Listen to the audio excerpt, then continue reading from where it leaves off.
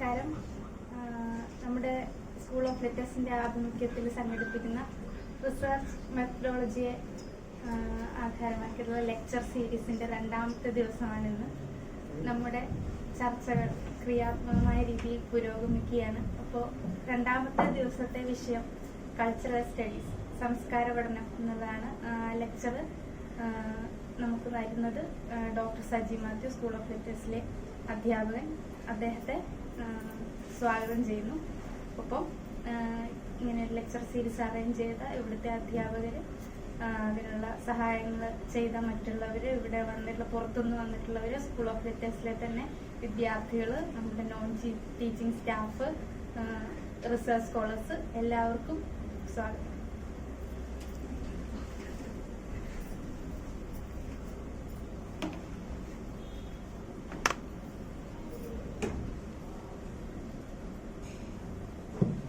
Thank you, Kripa.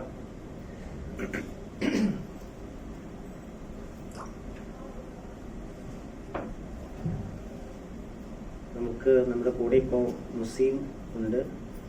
So I think I'll have to stick to English mostly. I think it's fine with all of you, right? And Damodar, I think, is coming anyways. He's already there. Okay. So both of you are there. So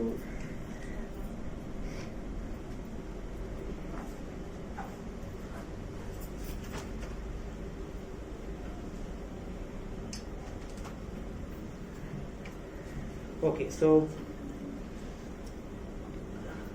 the topic for our discussion today is actually cultural studies. Cultural studies not in the general sense of the term, but how research in cultural studies actually takes place in our academia, or what are the methods and methodologies that are usually used, adopted while carrying out a research in cultural studies. Now, first of all, I must also tell you that very different from usual theoretical schools that we are familiar with, say post-colonial theory, post-colonial studies, gender studies, feminist studies, and so on. I mean, when you look at these kinds of theoretical approaches, critical approaches, and very different from these critical approaches, you will have to admit, or we will have to admit, that cultural studies is not necessarily a theoretical school in that sense. That doesn't mean there is no theory. There is, definitely there is, but you cannot neatly fix it as a particular theoretical school with certain formulations, and you do this, you follow these kinds of assumptions, and then you are actually a cultural studies practitioner. That's very difficult because it's a multifaceted kind of approach. It's more of a practical research method, and therefore you cannot actually talk about a particular kind of research methodology.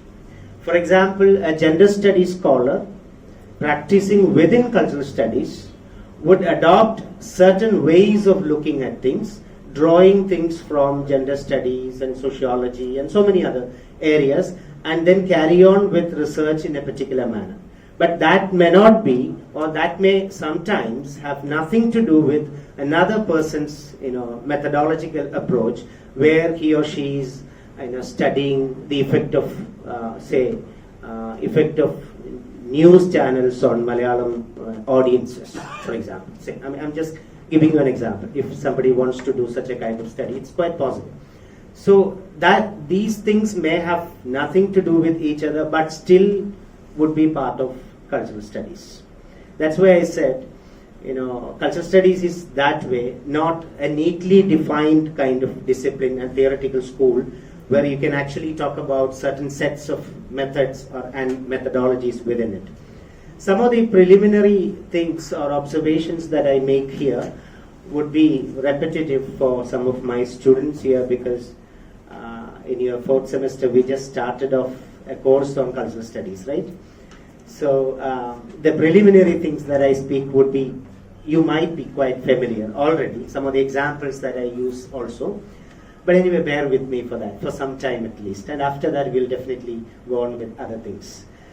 Okay, as an academic discipline, you can say cultural studies combines political economy, communication, sociology, social theory, literary theory, media theory, film studies, cultural anthropology, philosophy, art history and art criticism, and so on and so forth. So the point is, perhaps, I mean, I'm sure you had a wonderful session yesterday on interdisciplinarity, right? So perhaps it's quite right to speak about cultural studies today, because if there is one discipline that is in practice in humanities and social sciences with, no borders, with, cutting across disciplines, the true interdisciplinary kind of thing, about which you were discussing yesterday, and that is probably cultural studies, I would say. So, just as I told you right now, you can think about the areas, the disciplines that are combined into what we loosely called as a discipline, cultural studies. And now, all these, when you draw from various disciplines in this way, whether it is art history criticism, media theory, or sociology, philosophy, and art, and so on, now when you combine them, you are actually studying cultural phenomena in various societies. If there is one thing that characterizes cultural studies as a discipline, or if there is anything that you would want to probably say, what does cultural studies actually do? What is its concern? Then probably that's cultural phenomena. Maybe you can say it in that sense. So when you are looking at, say, how industries work, news industries or channels, think about various TV channels that we have, Asianet, Surya, and so many. So how they're all industries in a way. Now when you're looking at it, a person in management studies can also do a research on channels. It's quite possible. The impact of the channels, by taking interviews, or even distributing questionnaires and then collecting data about it. And this is something that, culture industries would always do. We call all of them culture industries. I'll come to that if there is enough time. Not strictly in the sense of Adorno and Horkheimer alone, but how scholars in cultural studies have actually expanded the idea of culture industry later on. So it would include, all kinds of things.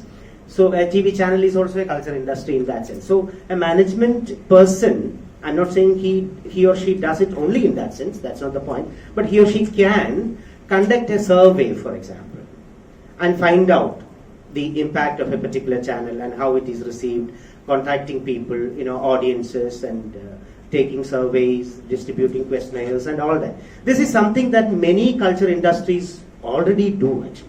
They already do it in order to assess themselves and in order to establish themselves as a powerful force in society. But that's not how cultural studies actually works. That's the point I'm trying to tell you. When we draw all these various inputs from various disciplines, what people do in cultural studies is slightly different. They are actually analyzing. They might also carry out the method of questionnaires, surveys, all that. But what they are looking at is the industry as a cultural phenomena, and how, what kind of relation exists between producers and consumers, and how does it impact culture? What are the implications of this relationship between producers and consumers on culture? What kind of implication do you have? And do producers simply produce, and do we simply consume, as audiences? Or do we determine the production of goods? Production of goods means cultural entities, entertainments. And perhaps you would say, they say, entertainment industry is the largest industry in America, they say, today. So entertainment industry is very much part of cultural production. And how this particular industry influences the audiences, as well as how the audience influences production of entertainment. So these are things. So in short, what I was trying to tell you is, in short, the attempt is to see the relation between producers and consumers, and the common platform is culture. They are analyzing cultural phenomena. That's what probably makes a cultural studies research different from a management studies research. I'm not belittling management studies, okay? The point is, and I'm not also saying that's the only way they can do it. No, that's not the point. But many such researches, many such surveys that you usually get are intended to really understand the position of a particular industry in society, how it, how they can, make more inroads into the society and things like that. Okay. Now, cultural studies researchers often focus on how a particular phenomenon relates matters of ideology, nationality, ethnicity, social class, and gender. This is also another thing that marks cultural studies very differently from the other kinds of studies. Where, here, when you are looking at any phenomenon, whatever issue you are looking at it, it doesn't matter what categories you are looking at. One of the things at the outset itself, one of the things that I want to tell you is, often people who do research in cultural studies are confused with the whole purpose of cultural studies itself. Sometimes I've felt so, because most of the researches are centered around simply questions of representation. പ്രതിനിധാനത്തെ കുറിച്ചുള്ള പ്രശ്നം. Everybody, I shouldn't say everybody. Most people are worried about representation alone, but that's the basic and the first and foundational kind of thing in cultural studies. That's not what cultural studies actually aims at the end. And therefore, you may have a research thesis on the representation of women in Malayalam cinema, the representation of women in Hindi cinema, the representation of women in Telugu cinema. And if you take a look at all these three theses, ultimately you will find more or less the same thing and the same conclusions. Not necessarily looking at, apart from probably patriarchal ideologies at the maximum, apart from that, the whole process of production, consumption, audience, cultural context, then question of resistance. We always believe that it's a passive kind of representation. Many people believe so, passive representations. Women have absolutely no other role, so they are simply represented. Instances of resistance. These are all things that we often overlook because we start with representation and we end with representation. That's a problem. That's not where we should actually end. That does not mean questions of representation are not important. They are definitely important. And that's also one of the reasons when people conduct studies, especially in marginalized cultures, people would be looking at different communities, different castes and all that. And you would have life and culture of Pulaya community, life and culture of Mannan community, life and culture of some other community. And if you really squeeze all these theses, ultimately it's the same, except the name of the community. Other than so, this happens because many of our studies are centered around basic questions, and not really after conducting lived studies into lived experiences, actually. And not only that, these studies happen not after being able to question how the insiders have assumed a particular kind of identity for themselves. That is also questionable. How an insider perspective is to be problematized. That's something that cultural studies would talk about. Not only the outsider's perspective. Outsider's perspective is anyway questionable, definitely. But how the insider is also a construct.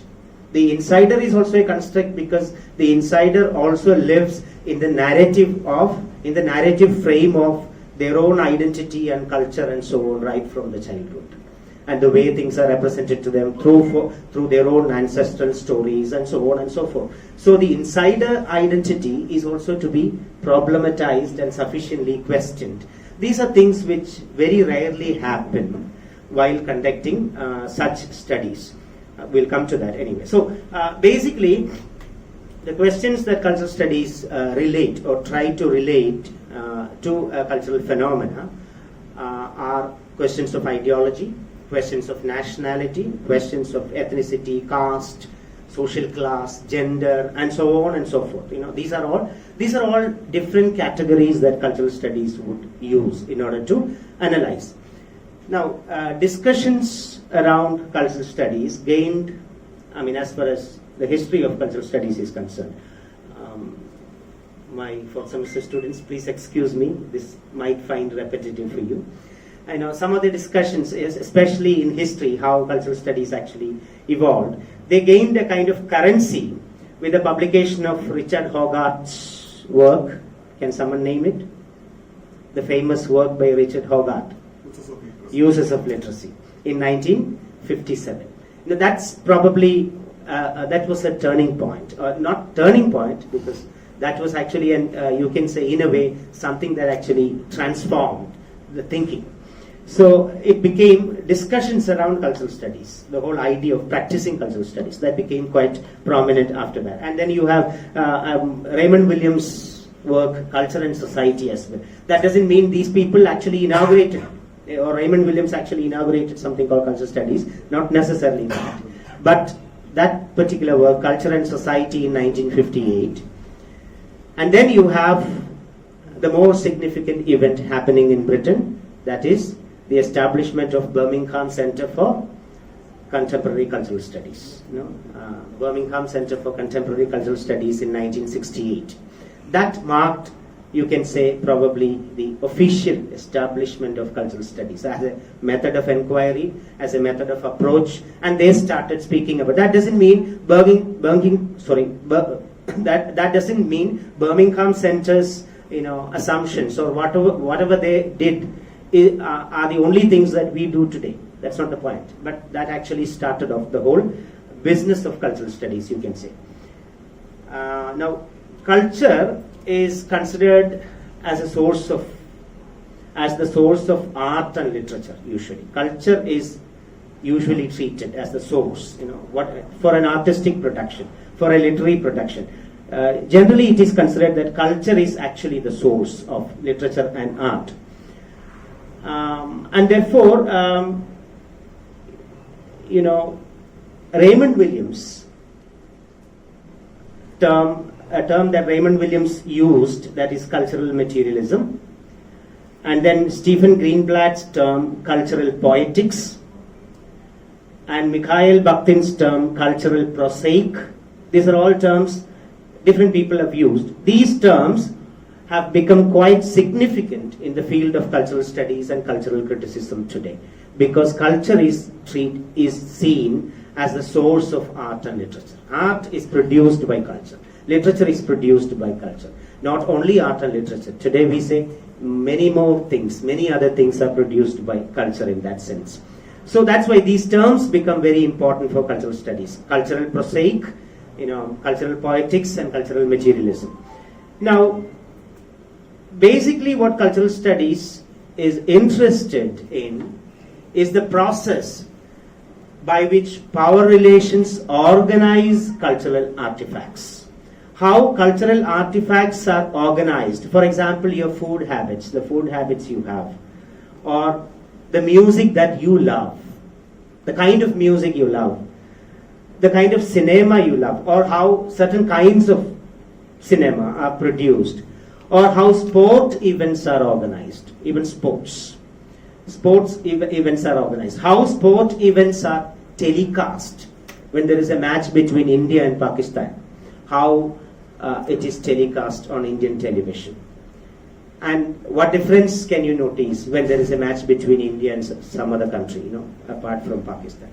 Now, these are there is a lot of cultural politics involved in the way things are narrated, in the way things are usually telecast. Now, so how power relations, basically what cultural studies is interested in is how power relations organize cultural artifacts. These are all cultural artifacts, therefore. Even sports, a sport item or performance is a cultural artifact. It's a cultural performance, the way you do it. So what it does is it looks at popular culture and everyday life, the everyday practice of, or I told you earlier about food habits, even your food habits, that is also culturally determined to a great extent. And even if your food habits change, that's also culturally determined. Maybe in an era of globalization, your food habits may have changed. The way you consume things may have changed. The kind of things that you eat may have changed. But that's also a cultural change in that sense. So these are all cultural artifacts, in other words. Now it looks at, therefore cultural studies looks at culture and popular culture and everyday life, which was probably relegated to a background in the past as far as academic study was concerned. The everyday life was not very important earlier. It was, as I have already told some of you in the class, it was the classical forms or great works of art on the canon, great works of art, great writers. And even in school textbooks, you hardly found writings by marginalized people, right? We only had Nehru, Gandhi, and so many others. And I think it was for the first time, and I'm very happy to have been part of that revision in 2012 when the school textbooks were prepared by SCRT. I was also a part of it. And for the first time, we divided textbooks very consciously, not within the textbook, like environment, gender, caste, class. So, works from these areas were very consciously included in the English textbook. I still remember in the 9th and 10th standard. I don't know whether that textbook still exists anyway. So, and we were questioned also. The committee was also questioned by at least a few educationists for avoiding speeches of Nehru or speech of somebody else. So instead we had included other works actually. Now the point is the ordinary life, common people, ordinary people, and the everyday life as well. These things which were for a long time not part of academia, or part of academic discourse, that for the first time probably came to the forefront. So people began to study the everyday life of people, the everyday experiences. That's why lived experience becomes, as I told you in the beginning, lived experience becomes a very significant object of analysis for cultural studies. And lived experience not as a given truth, not in that sense, definitely. Let's see whether we can discuss that in detail later. So, the approaches within cultural studies, when you practice cultural studies, they transcend the confines of a particular discipline, such as literary criticism or history or sociology and so on. It doesn't confine itself to any particular discipline. A cultural studies approach. So you cannot have a cultural studies approach purely by remaining within literary conventions. It's impossible. Then cultural studies methods or approaches are politically engaged. That's another significant aspect of cultural studies. Again, I would compare it with what I told you right in the beginning about surveys that a management person can conduct, or even industries themselves conduct surveys. There's a lot of difference. But the kind of survey and studies that we conduct in the area of industry, they are politically engaged. You look for the ideological implications and power relations that actually exist. So cultural studies approach is always politically engaged because it doesn't believe in the universal timeless truths at all. So they are politically engaged, they are contextual, they are located and situated, very much situated. And then another characteristic of a cultural studies approach would be a rejection of the distinction between high and low art or elite and popular culture. The distinction is rejected by cultural studies. There is no high art and low art. There is no high culture or low culture. There is no elite and popular culture. This distinction is also very clearly rejected. And cultural studies approach would also analyze not only the cultural works, but also the means of production. That's also very important as far as cultural studies methodology is concerned. Because this is, I believe this is primarily a session on methodology, expected to be a session on methodology, right? I don't know how much I'll be speaking about methodology, but still, this is very important when you think about research methodology in cultural studies. You are not simply analyzing cultural works. If whether you are looking at a text or whether you are looking at a particular series on the TV, okay, a program, a particular kind of program, or a particular comedy shows on Malayalam channels or whatever, you have plenty of scope to analyze comedy shows. Their the way gender, caste, things like that are actually addressed or negotiated by comedy programs on the TV, especially on our TV, Malayalam channels. So you are not simply analyzing cultural works, but you are also understand or analyze the means of production, how these programs are produced, with what interest, and what are the ways in which these things are circulated or spread, advertised, and how the audiences receive this, and so on and so forth. So means of production and consumption. These are also very important for cultural studies. Even when you think about a text, when you are studying a text, a novel by, say, Mukundan.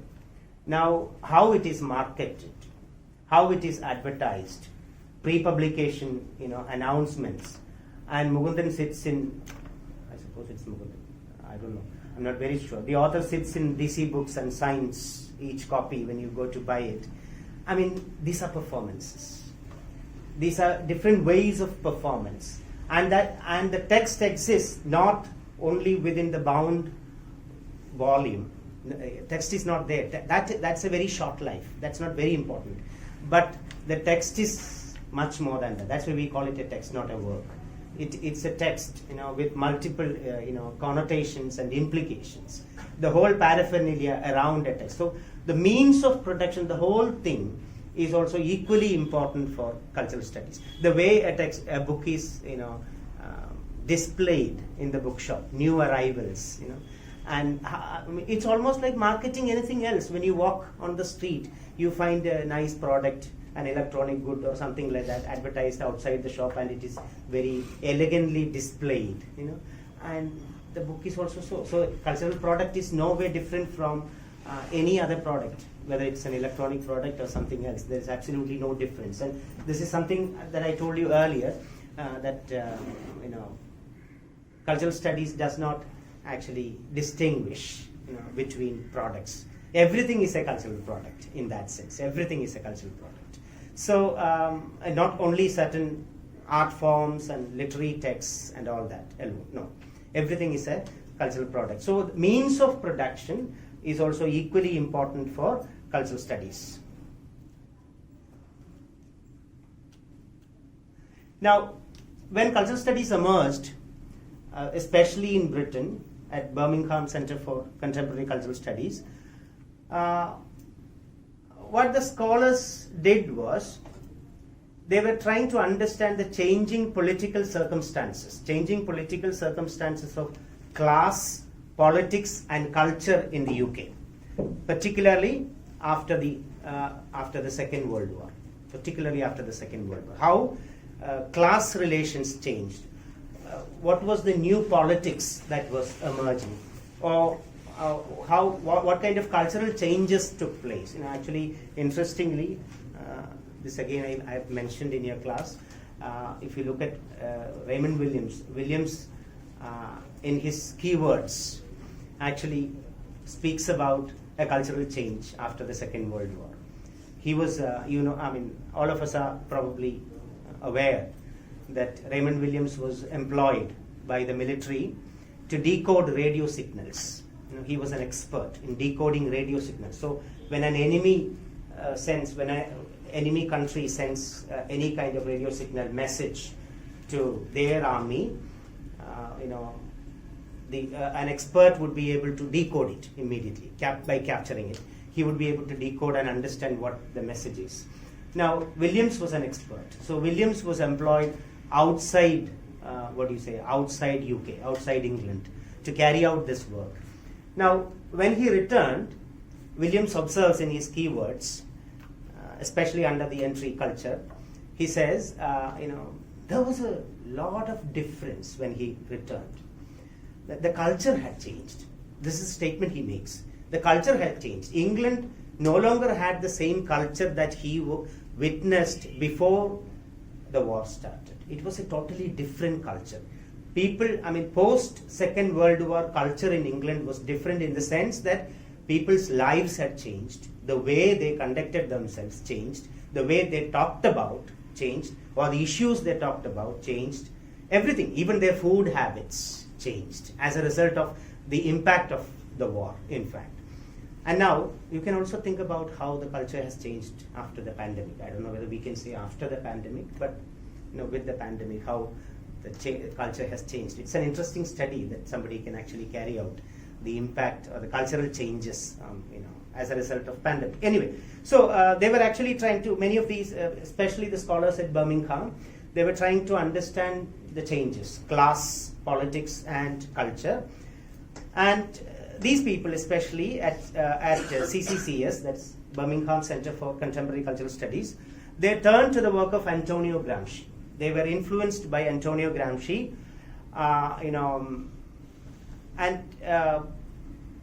because in his view, in Gramsci's view, capitalists are not only brute force. Brute force means police, prison, military. These are all different forms of brute force. Capitalists are not only brute force to maintain control, but also penetrate the everyday culture of working people. This is an observation that Gramsci makes. That capitalists are not simply imposing force through police and various other mechanisms. That they're not only brute force. That's not. Instead, they penetrate the everyday culture of working people. You can think about how capitalist mode of advertisements and production and things like that influence the ordinary lives, the ordinary people, right? How the working classes or whatever category you are speaking about, all of them, how you aspire for it. When you can't buy an original Nike, you go to the street and buy a duplicate Nike, right? Shoes or whatever. The fascination for that, prestigious kind of thing. Now, it actually penetrates into the life of ordinary people. If Gramsci speaks about working class people, you can probably replace that term working class with, the ordinary common people. As I was telling some of my students the other day in the class, when you watch serials on our TVs, the life that is portrayed is extremely rich. They are not talking about, the serials don't speak about very poor people trying to make both ends meet. That's not what they are actually speaking about. But very rich people, very palatial homes and all. And think about the impact of such such projections on the people of our state. People of our country, especially people belonging to lower class and lower caste and all that, such families, and how it creates one of the things that capitalism does is to create an aspiration for whatever is portrayed as the ideal, whatever is projected as the ideal. So you have an aspiration and desire, and that's what happens when you go and buy a duplicate Nike product or whatever it is. So it creates. So what Gramsci says, it penetrates the everyday culture of working people. So that is why the key rubric for Gramsci and for cultural studies is that of cultural hegemony. So cultural hegemony, the idea of cultural hegemony becomes very important for conducting a cultural studies research. Not only for Gramsci, but even for cultural studies. Cultural hegemony becomes very important. Cultural, സാംസ്കാരിക അധീശത്വം നമുക്ക് പറയാൻ പറ്റും. So cultural hegemony becomes an important area of analysis for cultural studies. And this theory of hegemony, put forward by Gramsci, was central to the development of British cultural studies. There are many schools of cultural studies actually. I wouldn't go into it anyway. That's not very important for us right now. American, Australian, and all that. Okay, so it was very central to British cultural studies, and so because the idea of cultural hegemony helped the Birmingham cultural theorists to analyze the ways in which subaltern groups actively resist and respond to political and economic domination. So once you understand cultural hegemony and the way in which cultural hegemony operates by controlling, or in other words, if you use a phrase from Chomsky, it's something like manufacturing consent, you can say. So by manufacturing the consent of the working classes, consent of the oppressed, consent of the marginalized, cultural hegemony operates. Now, once that is realized, at least in some corners, then how subaltern groups can actually, the more you speak about cultural hegemony, instead of speaking about things as normal, this is normal now, leave it, this is just normal. Instead of speaking about it as normal, if you can go on speaking about it as cultural hegemony, it helps subaltern groups to actively resist and respond to political and economic domination. This is something that they realized. So you need to assert, you need to emphasize, you need to speak about cultural hegemony in order to, and also expose cultural hegemony operating in society, show it very clearly. And then this helps subaltern groups, according to Birmingham theorists, it helps subaltern groups to actually resist when you realize it. And they can actually respond to it. And the response need not be, in one particular manner alone. For example, if you think about an issue with medium of instruction in Karnataka that happened some time ago, there were many people who, Karnataka by nature has this, regional nationalist, spirit. So, there was this move against English. English should be removed. It destroys our culture and language and all that. So English should not be the medium of instruction and things like that.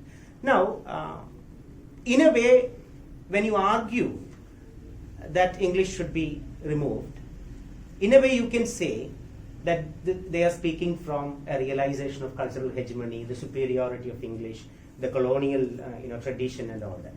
But interestingly, the marginalized groups in Karnataka at that time demanded English. They said, you have gained or acquired all the benefits of English. Those, you means the upper caste. The upper caste who were demanding nativization and regional language, Kannada medium. Okay.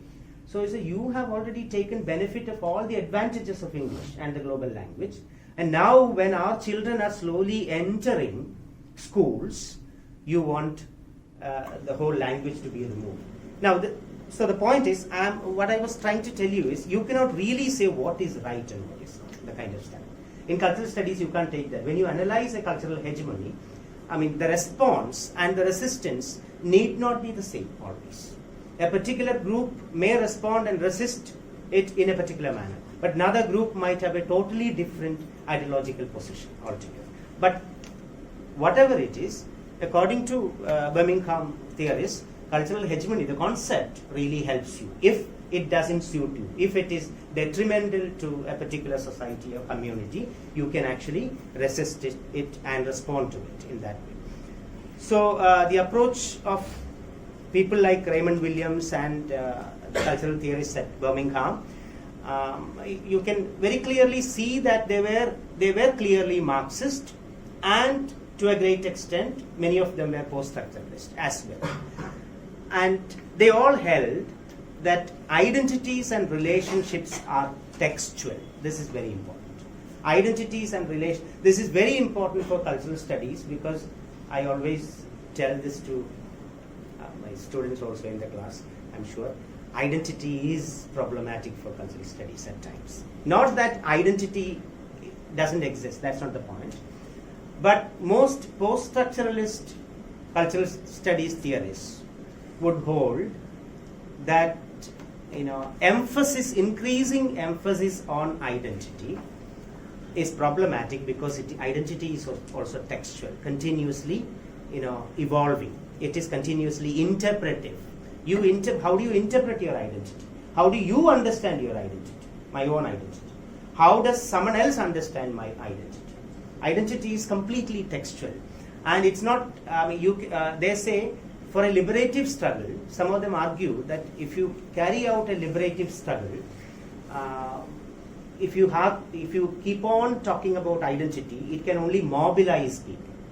In the name of identity, you can mobilize people for a collective struggle. But that does not necessarily guarantee or grant agency. Agency is not granted because, I belong to a particular caste or religion, or I am this, and therefore we are all oppressed, and we need to be, we need to be properly represented, and we need to struggle for that. Yes, so people who share my identity come together. You can mobilize. Yes, we need to. That by itself. So if you stop with this continuous, discussion of identity, and if you don't go beyond that, they say, if you don't go beyond, in the sense, if you don't, talk about subjectivity, moving away from identity, then you cannot actually claim agency. You will simply claim that you have this identity, according to them. And that will mobilize people as well. So cultural studies, some sections within cultural studies have, this problem with identity. So, but generally, almost all of them see identities as textual, constructed out of discourse. They say all identities are constructed out of discourse. Whatever identity you are speaking about, even if you are speaking about identities that are obtained as a result of birth, because you are born, into a particular community, because you are born as man or woman or whatever. So even if that is the case, according to them, identities are constructed out of discourse. What is the discourse? The discourse is, if you are talking about man and woman, the discourse is patriarchal discourse. It is patriarchal discourse. That's why probably Simone de Beauvoir said, one is not born but becomes a woman and all. That kind of a statement. So it's patriarchal discourse that actually constructs masculinity and femininity. It is the caste discourse that attributes certain things to specific castes and groups and communities and all. So identity is something that is constructed within discourse, according to cultural studies. And therefore, cultural studies scholars believe that we cannot read cultural artifacts, whatever cultural artifact you are speaking about, whether it is an entertainment, it's a text, or a performance, or whatever you see, or how something is arranged. Even when there is so much of quantitative analysis of institutions for accreditation and assessment, and we are all going through that right now, right? Accreditation and assessment. Even if it's so, you believe that it is going to be value neutral, objective kind of analysis. The way in which the whole institution is presented to them through various forms, they're all cultural artifacts. The various performances that university authorities make, the various performance students would make, the various performances that teachers would also do, these are all cultural artifacts in other words. The way in which, why when an act team comes, somebody has to stand in front of them and sing a Sanskrit sloka. Why does it become important in the last 5-6 years and not before that? These are all, we don't have any kind of objective, value neutral kind of performance that ever takes place. Everything is cultural, everything is a cultural artifact in that sense. And now that is a tradition many others have also followed in Kerala, I believe. Anyway, so, so the purpose in cultural studies is not to read cultural artifacts within purely within aesthetic realm. Okay, purely within aesthetic realm. Instead, cultural artifacts are studied within the social and material perspectives. That's why I said when you talk about a text, when you study a text, it's not the plot alone that matters. The means of production, or the ways of consumption, all these are equally important. The whole kind of reviews that happen around a text, the critical writings around a text, all these are very important. So means of production and circulation, these are all equally important for reading cultural artifacts as far as cultural studies is concerned, not just reading artifacts purely within aesthetic realm alone. So a novel, therefore, must be read not only within the genre, the convention of the genre, the genre called novel itself, the form, and also the history of the novel. These are all things that we generally do, but we need to also read in terms of publishing industry and its profit, its reviewers, its academic field of criticism, the politics of awards, and the hype of publicity machinery. These are all equally important for a cultural studies when he or she or I don't have any other language, I'm sorry. What other term would we use? Can anyone suggest? Apart from he or she. Now after the advent of transgender studies and queer theory, we can't really say he or she alone. Anyway, for want of a better word, I'm using it still. So, when a cultural studies scholar conducts research, he or she cannot simply study the text in purely within the historical context and within aesthetic realm alone. All the other things that I mentioned right now, the publishing industry, its profit, its reviewers, the academic field of criticism, the large field of criticism, the politics of awards, and how that that information is also then printed on the cover page, which one order for an award in a novel. That's how it comes, right? After that. Then, so the politics of awards and the hype of publicity machinery, all these are equally important when you understand the means, the ways of consumption of the text. Or when an author releases, or when he or she is about to release a text, such and such award winner is writing now, it will be published soon. These are all equally important when you understand the consumption of a text or consumption of any cultural artifact for that matter. So cultural studies, in other words, regards a cultural artifact like the figure of Mother India, you can say. The figure of Mother India. You know how it is pictured, right? Mother India is portrayed. Not the term, but the figure. When he was sitting at the barber shop, maybe you are all familiar with that particular instance. He speaks about it elaborately. His mythologies, the work mythologies, he refers to it elaborately. In fact, he's doing a semiotic analysis. And he says, I am at the barber's, sitting at the barber shop, so waiting for his turn. And then this particular magazine is given to him, and he sees a Negro boy. That's how he says. You may not say that now. You might say only black boy, right? That's the term we use. So Barthes says a boy with French flag in his hand is portrayed. Now, what does it tell you is the question. So Barthes says, when he carries out a semiotic analysis, Barthes is talking about too many other things. He says it means France is a great country. That's the idea it is trying to communicate. France is a great country which doesn't discriminate. Which doesn't discriminate means which doesn't have any kind of partiality towards one group or the other group. The white, black, men, women, everybody live happily together. And that's why this black boy is so happy to hold French flag. So now he says this. So the whole thing is that the black boy is so happy to be part of France. He's very happy to be part of France and hold French flag. Now then he says, but this picture, this magazine which is printed in thousands of copies probably, and that conceals or suppresses the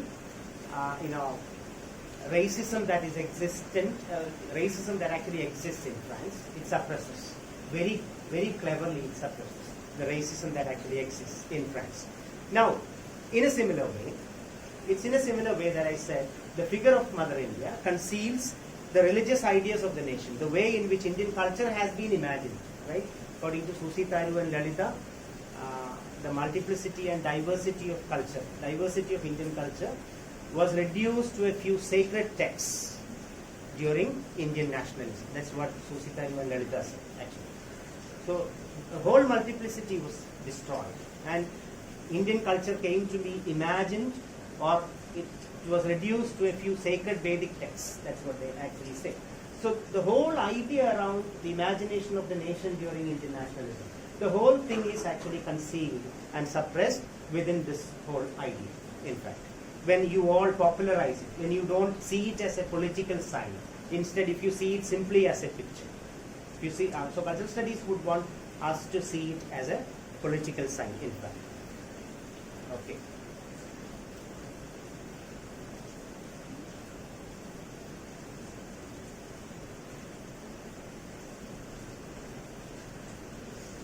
Now, so what cultural studies actually does is it breaks discipline, as I told you, it breaks disciplinary boundaries, and it gives scope for alternative materials for understanding culture. On the one hand, it breaks disciplinary boundaries. Then secondly, it gives alternative scope for understanding culture. There are other materials through which you can understand culture, not simply the established text, established ways of looking at it, etc. And it is also, as I told you, against hierarchization of cultural objects. It doesn't place the text on top or classical art forms on top. It doesn't. Everything is a cultural artifact. As Barth would say, even a menu card, right? A hotel menu card is a cultural artifact when you go to a hotel. Or why, or as far as Keralites are concerned, beef used to be a common item in almost all hotels, but that may not be so in nowadays in certain hotels. But beef was never an item on the Indian railway canteens, in the Indian railway canteens, right from the time of independence. And you might wonder what has it got to do with India as a nation and things like that. But railway, mind you, is one particular system that actually creates the idea of the nation, in fact. And you've never got beef there. And you can think about it, the reasons. And I need not go into the details of it. How the nation is imagined again. How the nation, the national discourse, is carried out. So railway, beef, and the nation. Apparently disconnected, but not disconnected. For cultural studies, they are not disconnected. They are very close, and they together form the discourse of the nation, in fact. All of them, not only railway, you can add many other things more if you want, but for cultural studies, all these would together form the discourse of the nation. So, let me skip a few things. Actually, there were a few other things that I wanted to say. I haven't reached there. That's the point. Okay. Anyway, now, certain key words, let me just mention a few key words in cultural studies. One is the text. Text is one very important key word in cultural studies. And when you say text in cultural studies, it could be as small as a single image. A text could be a very small image, a single image, or as large as a whole day of television program. A text could be any text is not simply a literary text. Okay. It could be a very small image. From a very small image to a whole day's program on the TV. Anything could be a text for cultural studies. Okay. Text can include words, images, sounds, even touch. A text could be any representation as well. Any kind of representation could be a text. Another key word for cultural studies is ideology.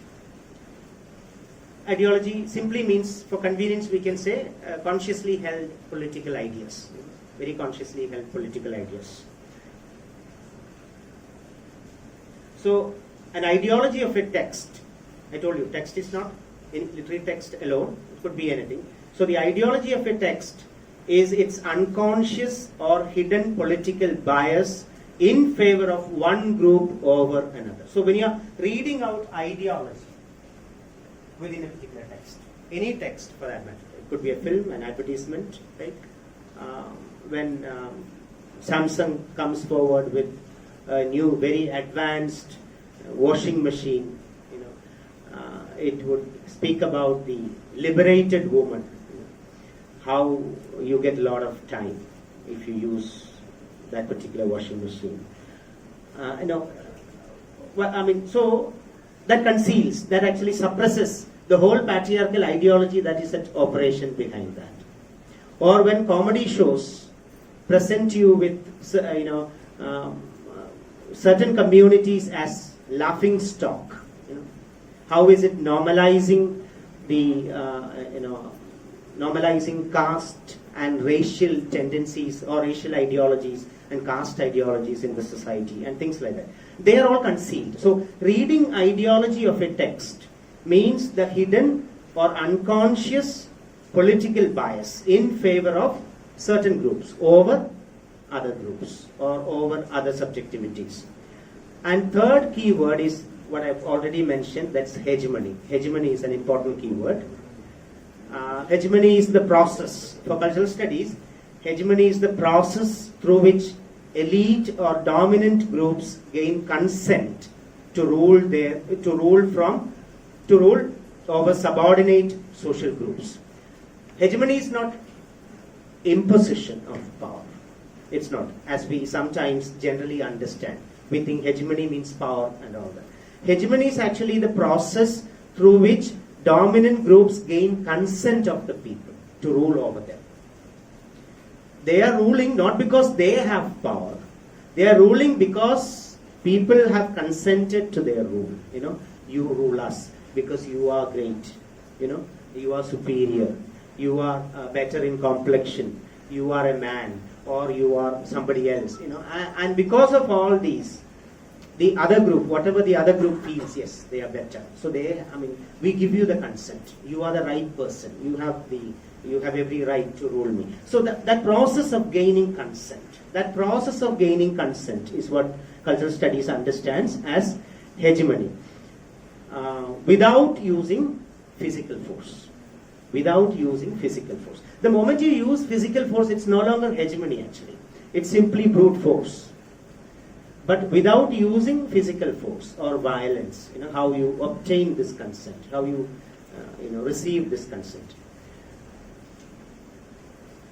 And how do they do it? Usually it's done by convincing the subordinate group that the dominant group knows the best. What is best for you? നിങ്ങൾക്ക് ഏതാ ഏറ്റവും നല്ലത് വേണ്ടതെന്ന് ഞങ്ങൾക്കറിയാം എന്ന് നമ്മളെ ബോധ്യപ്പെടുത്തിക്കൊണ്ടാണ് dominant അധീശത്വ ഗ്രൂപ്പുകൾ ഈ consent നേടിയെടുക്കുന്നത്. So they convince us that they know the best, or they convince us that they are acting in the interest of the subordinate group. We are actually doing it for you. We are doing it for you. That kind of a feeling they create. That's how they obtain consent. And hegemony, therefore, is largely an unconscious social process, not a social conspiracy. You have to be very clear about that in cultural studies. Hegemony is not a conscious conspiracy. Instead, it's an unconscious social process where you don't realize that I'm actually feeding into cultural hegemony or hegemony. We don't realize it without knowing, without being conscious of it. The another key term is myth. When you have repeated stories that take on central pattern of significance in a culture, certain stories that are repeatedly, in different forms they might appear, but they are the same myth that is repeatedly told.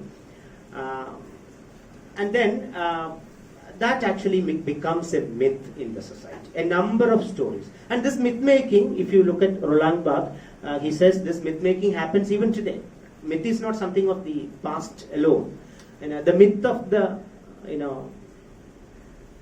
masculine, the myth of the feminine, all these are repeatedly told in different ways by films, serials, family as an institution, school, college as an institution, and all that. All these institutions of power actually repeatedly narrate these stories of all discourses that we speak about, and they create a myth. The myth making happens. The myth of the feminine, the ideal feminine, the myth of the ideal feminine. Okay,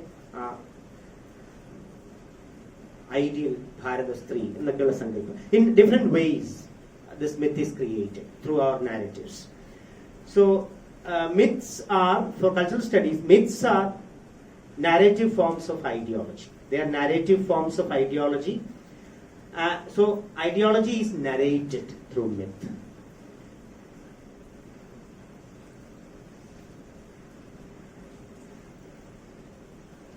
Another important term for cultural studies is subculture. A subculture for cultural studies is a coherent, smaller collective within a larger culture. A coherent, smaller collective within a larger culture. It could be an ethnic subculture, a religious subculture, an occupational subculture. Could be an occupational subculture as well. Or a subculture based on media consumption. Fan subculture, you can say. Fan subculture. Or with the advent of cyber culture and all, you have even YouTubers fan clubs, right? Fan subculture as well. Another important key word in cultural studies is subject position. That's very important. Subject position. That is the socially structured positioning of an individual against the wider culture. How you as an individual would position yourself. The subject position is very important in research in cultural studies. Often this is another problem that we find in many of the researches that are carried out in our disciplines. We don't really specify the subject position.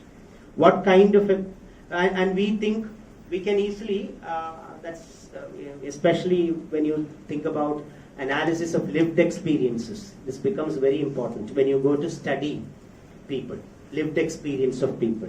What is the subject position that you would take? Are you looking at them as objects of your analysis? They are simply objects of your analysis. That's why you come back and write a thesis with the phrase they and things like that, continuously othering them. They're not like us. That is the assumption with which the researcher writes the thesis. Often they, അവരിങ്ങനെ ചെയ്യുന്നു, അവരെങ്ങനെയാണ് ചെയ്യുന്നത്, അവരുടെ ഇതാണ്.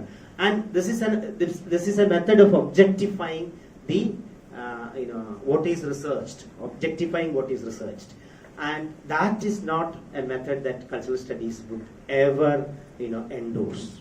Subject object kind of thing. Instead, participatory research and so many other methods which are practiced by social science people actually, that is adopted by cultural studies from social sciences in fact. And so your subject position is very important.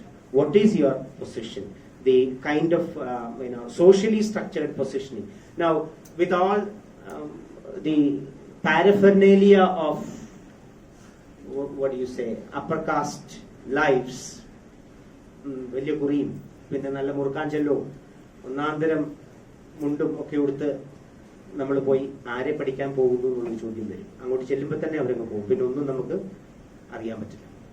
So the whole, I'm not simply talking about, I'm not reducing subject position to appearance, that's not the point, but the kind of psychological makeup as well with this.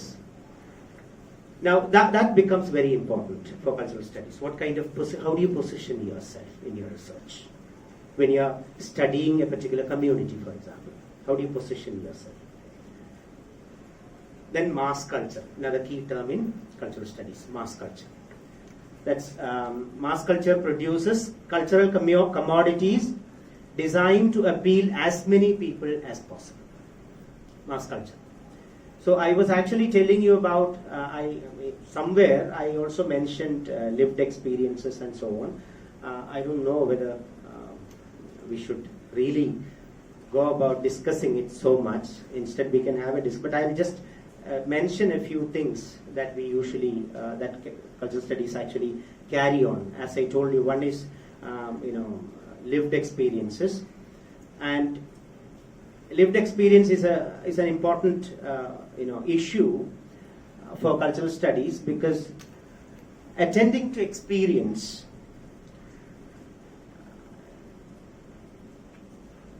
gives us an idea of our own locations, as well as the difference of locations, how people experience. We need not, the kind of experience, the way same political structure or social system appeals to us need not be the way it appeals to somebody else. Appeal in the sense how they experience the system, or democracy for that matter. We might say, India is a democratic country, everybody is equal, everybody has voting rights, so what's the problem? And then you move, you go on, and you really understand the lived experience of many people, and then you realize the way we experience democracy is not the way they actually experience, so they may not even have experienced it is. So lived experience becomes an important method of inquiry in cultural studies in order to understand society, cultural formations, and so on and so forth. Okay. Then, let me see. Textual studies. Definitely textual studies are a part of cultural studies, and it's one of the most convenient way of carrying out probably cultural studies. You can say easiest way of carrying out cultural studies, probably textual analysis and textual studies, of course, to unearth, expose and extract the ideological implications and so on, definitely. Then along with that, you have narrative analytical method, narrative analysis, and that happens with textual analysis, definitely, because without a narrative analysis you cannot have any kind of textual study whatever, because everything actually, narrative is very important, because everything exists in the form of narratives. Nothing exists, you can say, outside the narrative, probably. Even religions, things that you believe, God, for cultural studies, I'm not speaking about hardcore religious faith, but for cultural studies, even God exists in narrative. God doesn't have an existence outside a narrative, because it's through the scriptures, through the religious texts, through the religious classes, speeches. All these are narratives, and it's through all these narratives that you have the idea of God, actually. And religions also exist in and through narratives. Nothing exists. I mean, certain hardcore believers might say, I had my personal experience of God, but that's not something that cultural studies would really take for granted and study, because you can't study it. You can't study it. It's as simple as that, right? If I had a very personal spiritual experience, no scholar can study that, nor even, I myself cannot study that, actually, using the tools of cultural studies. So everything, according to cultural studies, exists in narratives. And you have the oldest forms of narratives like myths, legends, folktales, poetry, and so on. And these are all narratives that existed. And even today, there are continuous, all these are continuously narrated. And when you study lived experiences, this narrative analysis method of cultural studies might be important, because experience doesn't exist in a vacuum. How do you understand an experience? Even if it's something that I experienced personally, how did I make meaning out of it? How did I, digest it or understood it, what it is? And only then I can tell it to somebody else or narrate it. So when somebody narrates a lived experience, the person is already narrativizing experience, and experience doesn't exist outside narratives. So for cultural studies, it is not necessarily truth that you are looking at through lived experiences. One lived experience is completely true and the other is false. That's not what cultural studies would see. That's not the way. Because even my own personal experience which I am narrating to a scholar, is the way I have understood my experience. I have made meaning out of it. How did I make meaning out of it? Meaning is made out within cultural context, within social context. Without society and culture, you cannot meaningfully articulate it. You cannot meaningfully communicate it. So even my lived experience is an interpretation. And how does the researcher interpret my interpretation of the lived experience is all the more important. And that's where your subject position will become very important.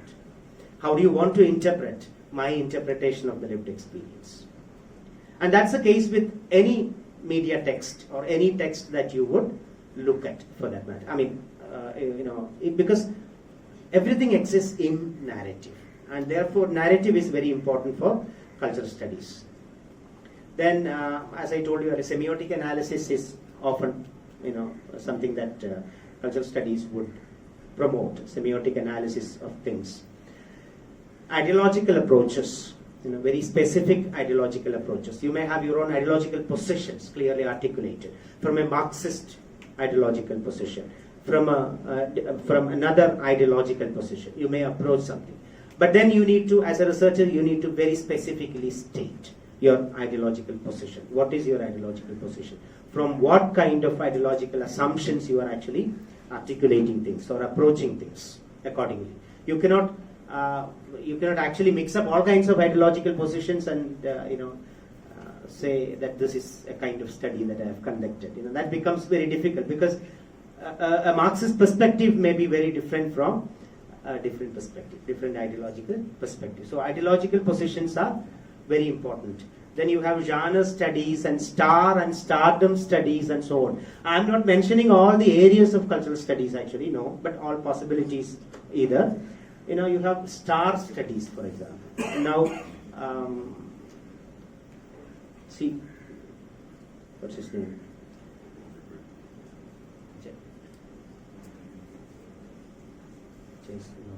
Forgot his name. He has done extensive, of course, Madhav Prasad has done. Apart from Madhav Prasad, the CSCS person who used to be in Bangalore, Center for Study of Culture and Societies. Anyway, they have done extensive studies into star images and stars in Indian cinema, particularly about Hindi films and Telugu films. No, not Ashish Nandi. Talking about, he's also at EFLU now, actually, EFL University. Earlier he was in Bangalore. Anyway, if I check, I can find out. Anyway, so they have done extensive star studies as well. And how do you do that? You can have genre studies and star studies at the same time. Genre studies, crime films, crime thrillers, or you can say gangster films and so on. Such genre studies are also part of cultural studies often. And when you talk about star studies, it becomes important because this is one of the key ways that films are made and marketed. How films are made and marketed usually. And one of the key ways is through the star, the image of the star often. Okay. And there is a whole paraphernalia of literature and publicity devoted to building a star image often. And you find how very often on many Malayalam film channels you have frequent movies by movies where Dilip was a hero, right? You need to think about it, why it happens now. Why so much of Dilip into the audience of late. Everywhere, wherever you turn around, wherever you switch on the channel, you have that film. Now, does it happen quite naturally and things like that? So, a star, the presentation of the star, the existence of the industry, all these are very closely linked in that sense. And that's a way in which cultural studies would carry out its research. Not entities as separate, as having no connection and things like that. I have actually many things more, but I think we can probably stop here and have a discussion.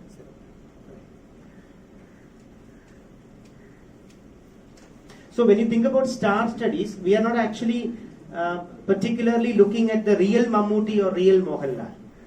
That is not what we are looking at. It's about the image of these stars as saleable commodity. That's what's more important when you conduct star studies. The image of the star and how does it become a saleable commodity. That's why they come on advertisements, right? Because their image is saleable. And that's what we mean by star studies, not the real Mammootty and real Mohanlal. That's not what we are actually studying when we are talking about stardom.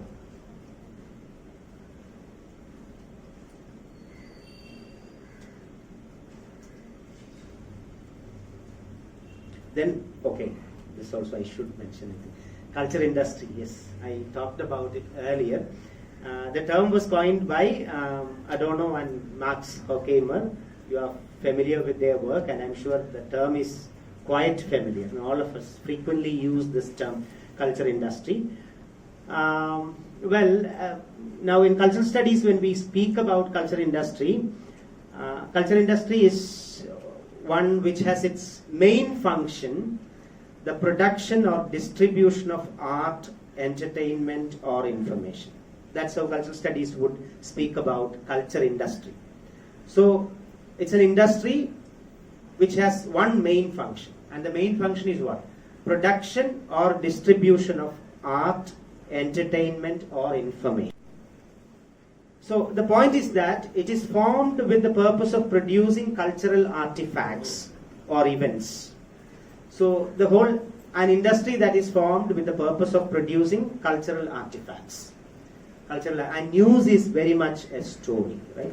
And today everybody is familiar with that. Even journalism would speak about news as story. Story. So it is a story, and they themselves know that it's a story. However, they say Nerariyan, Nerthariyan, or whatever, it doesn't matter. They themselves know that it's a story, actually. That's how they call it also. Now, that's why information channels, such industries, they are also industries, and they have great role to play. I think, I don't know if you remember, many years ago, maybe in the early 2000s, I think, Manorama had a series of, Malayalam Manorama is a newspaper in Malayalam, had a series of articles on the condition of wells in Kerala. And they came up with this frightening conclusion that 80% of the wells in Kerala are contaminated. You can't drink. And you think about the advertisements of purifiers in Kerala. When did it begin? It's immediately after that, not before that. Now, information is information. Marketing is another thing. But how these are correlated? I'm not saying they joined hands together, they planned together and then did it. I don't know about that. I can't make such a statement. I wouldn't say that. But this is a fact about Kerala. The different, all kinds of purifiers, water purifiers, different companies, they started advertising it. And it became quite popular only after that. Not that purifiers did not exist prior to that, they did, definitely. So these interconnections, interrelatedness, because these are both cultural artifacts, in other words. A purifier is as much a cultural artifact as the newspaper report. And they are interrelated too. So consumption of cultural artifacts are linked to too many other things, not only to the product. They're linked to, it's like Manorama's studied article was like a literary critical piece on Mukundan's novel, because of which you would go and buy Mukundan's novel. It's as simple as that. There is no absolute difference. So culture industry is, an industry that, the purpose of which is mainly the production and distribution of cultural goods. Okay. Thank you.